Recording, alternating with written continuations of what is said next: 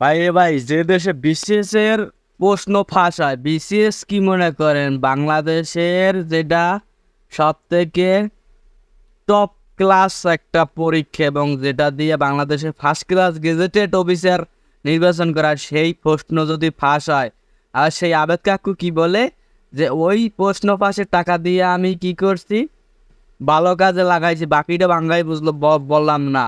কোন খাতে খাতে এরা সবাই জানেন, জানিয়ে গেছেন অলরেডি।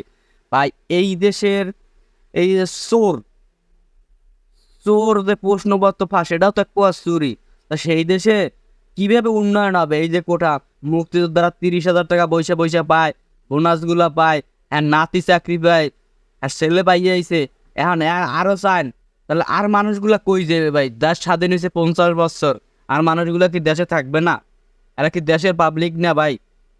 কি বলেন আপনারা? যেই দেশে প্রশ্নপত্র ফাঁস হওয়ার মতো ঘটনা ঘটে, এটাকে সাধারণ চাকরির বিষয়টা সামঞ্জস্য, বিসিএস এর প্রশ্ন ফাঁস হওয়া, এটা কি কেউ মান্য নেওয়ার মতো বলেন ভাই? এটা কোনো অবস্থাতেই মান্য নেওয়ার মতো না, না মানুষ মান্য নিতে পারে না। এই যে কোটা আন্দোলন কেন ফাঁস? যখন দেওয়ালে পিঠ থেকে দেয় সাধারণ শিক্ষার্থীরা, ভালো স্টুডেন্টরা এত চাকরি পায় না, তখন বিষয়টা কোথায় গিয়ে দাঁড়ায়? তখন যখন তখন রাস্তায় মানুষ লাইনে আসে, এছাড়া তো কোনো অবস্থাতে নাই। এই আবেদ কাকুর মতো সাধারণ ড্রাইভার থেকে সে বলে এখন আমি ড্রাইভার না, আমি এখন ব্যবসায়ী।